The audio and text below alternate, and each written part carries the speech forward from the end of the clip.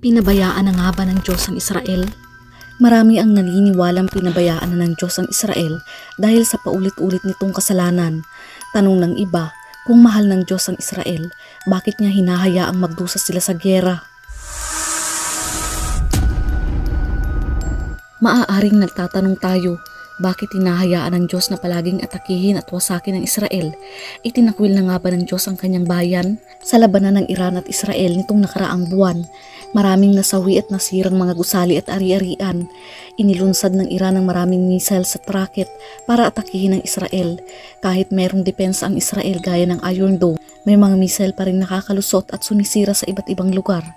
Hindi na bago ang mga pangyayaring ito dahil mula nang maitatag ang Israel, madalas na itong inaatake ng iba't ibang grupo at bansa magpahanggang ngayon.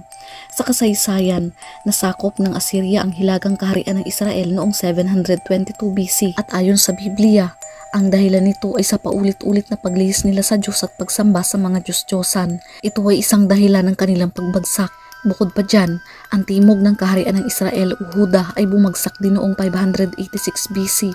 Sinakop ng Babylonia ang Jerusalem, sinunog ang templo at binihag ang mga tao. Ang unang dahilan kung bakit hinahayaan ng Diyos na mawasak ang Israel ay dahil sa kaparusahan o paghukom ng Diyos sa bayang ito. Hinahayaan ng Diyos na mawasak at mabihag ang Israel dahil sa paulit-ulit na mga kasalanan ng mga Israelita. Ito nga ang sabi sa Isaiah 27 verse 8. Hinayaan ni Yahweh na mabihag ang kanyang bayan bilang parusa. Tinangay sila ng malakas na hangin buhat sa silangan. Dahil sa madalas na pagsuway ng Israel sa Diyos, madalas din silang napaparusahan. Pinili sila ng Diyos pero palagi silang tumatalikod at sumasamba sa ibang mga Diyos, kaya pinaparusahan sila ng Diyos. Sabi nga sa 2 Hari 17 verse 7, nangyari ito sa mga Israelita sapagkat nagkasala sila kay Yahweh sa kanilang Diyos na naglabas sa kanila sa Ehipto mula sa pagpapahirap ng Paraon na hari ng Ehipto. Sumamba rin sila sa ibang mga Diyos. Alam naman natin na ang Israel ang bayang hinirang ng Diyos, pero hindi ito nangangahulugang sila ay walang kapintasan o higit na mabuti kaysa sa iba. Hindi sila pinili ng Diyos dahil perpekto. Sa totoo lamang, hindi sila perpekto at marami silang mga pagkukulang sa Diyos. Ito nga ang sabi sa Deuteronomy 7 verse 7 to 8. Pinili nila kayo at inibig hindi dahil mas marami kayo kaysa sa ibang mga bansa. Sa katunayan, kayo pa nga ang pinakakaunti sa lahat. Pinili niya kayo dahil sa pag-ibig niya sa inyo at sa kanyang pangako sa inyong mga ninuno. Ito rin ang dahilan kaya niya kayo niligtas sa kamay ng Paraon sa pamamagitan ng kanyang kapangyarihan. Noon pa man ay paulit-ulit nang sumasalungat ang Israel sa mga utos ng Diyos at talagang matigas ang kanilang ulo. Sabi sa Jeremiah 2 verse 13, dalawa ang kasalanan ng aking bayan, tinalikuran nila ako. Ang bukal na nagbibigay buhay at humukay sila ng mga balon, ngunit ang mga balong butas na walang naiipong tubig. Sabi rin sa Isaiah 48 verse 4, alam ko kung gaano katigas ang inyong ulo, ang inyong leeg ay kasintigas ng bakal at ang inyong noo ay kasintigas ng tanso. Hindi natin mababago ang katotohanan na anuman ang ginawa ng Israel, sila pa rin ang pinili ng Diyos.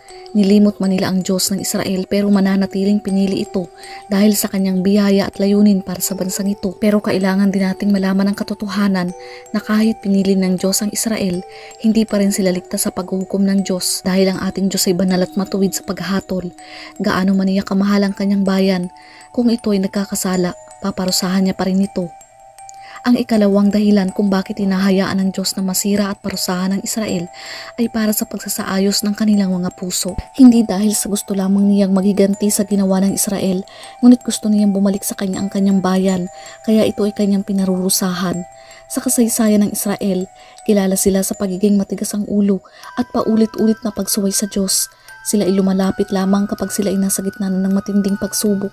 Sabi nga sa Hosea 5 verse 15, pagkatapos babalik ako sa aking lugar hanggang sa aminin nila ang kanilang mga kasalanan at sa kanilang paghihirap ay lalapit sila sa akin. Pinapayagan ng Diyos na masira ang Israel para turuan sila ng leksyon, parang pagdidisiplina ng magulang sa anak para ito ay matuto at maging mabuti at paraan para bumalik sila sa Diyos. Sabi nga sa Hebrew chapter 12 verse 6, sapagkat dinidisiplina ng Panginoon ang mga minamahal niya at pinapalo ang itinuturing niyang anak. Malinaw na dinidisiplina nila sila upang maprotektahan at maipakita ang kanyang pagmamahal.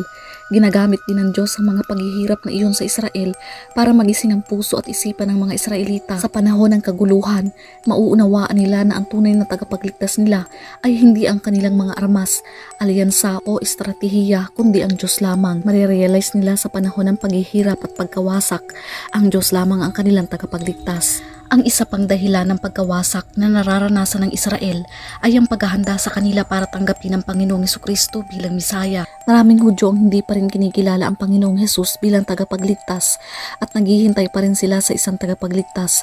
Ngunit ayon sa propesiya, darating ang panahon na ang buong Israel ay lilingon sa Kanya at kikilalanin siya bilang kanilang tagapagligtas. Sabi nga sa Zechariah chapter 12 verse 10, ang lahi ni David at mga taga-Jerusalem ay gagawin kong mahabagin at mapanalanginin. Sa gayon, kapag pinagmasdan nila ang kanilang sinaksak ng sibat, ay tatangisin nila itong parang kaisa-isang anak o anak na panganay. Sa propesiya, sinasabi na maraming Hudyo ang magbabalik sa kanilang lupain at tatanggapin ang Panginoong Hesukristo. Ang propesiya ng pagbabalik loob ng Israel ay hindi mangyayari sa panahon ng kasaganaan, kundi sa gitna ng matinding paghihirap o panahon ng tribulation, sa puntong halos mawala na sila ng pag-asa, saka lamang sila maniniwala sa Panginoong Hesukristo. Kailangang danasin ng Israel ang paghihirap upang maalis ang kanilang pagmamataas at lubos na pagsampalataya sa Panginoong Hesukristo. Isa sa mga pangunahing dahilan kung bakit pinahihintulutan ng Diyos ang pagkawasak sa Israel. Sa Zechariah chapter 13 verse 8-9, sa buong lupain, sabi ng Panginoon, dalawang bahagi nito ay mawawala at mamamatay, ngunit ang ikatlong bahagi ay mananatili.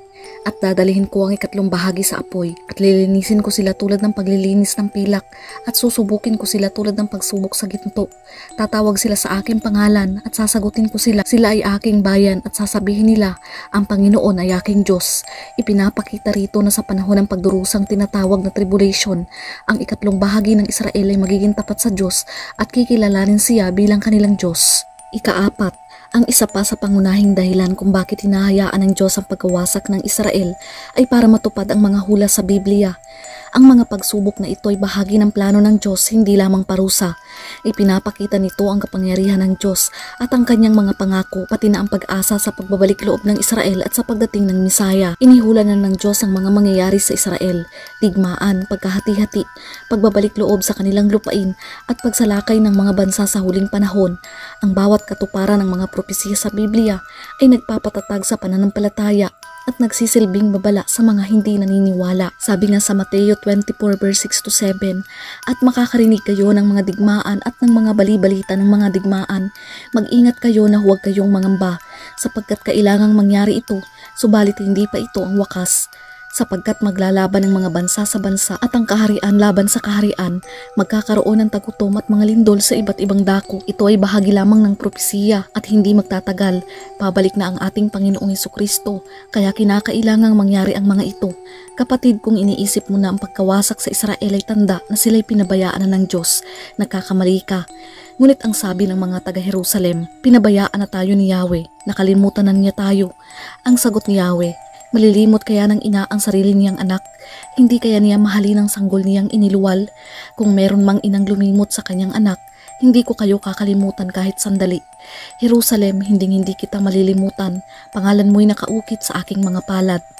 Bagamat ang lupain nila ay puno ng kasalanan laban sa banal na Diyos ng Israel, ang Israel at ang Huda ay hindi pinabayaan ng kanilang Diyos na si Yahweh, ang makapangyarihan sa lahat. Sa halip, ito'y patunay na ang Diyos ay buhay, nagpapala at nagpaparusa at gumagawa upang mapanumbalik ang kanyang bayan at kilalanin siya bilang Diyos. Ang mga paghihirap na nararanasan ng Israel ay nagsisilbing paalala na tayo ay maging handa sa pagdating ng Panginoon, at ngayon pa lang ay ibigay na ang ating buhay sa Kanya, dahil anumang oras ay pwede na siyang magbalik. Ang pananampalataya sa Panginoong Hesukristo ay nagbibigay ng kapayapaan at pag-asa sa gitna ng kaguluhan sa mundo. Muli po, sana ay meron kayong natutunan. Patuloy nating ipalaganap ang mabuting salita ng Diyos. Ingat and God bless.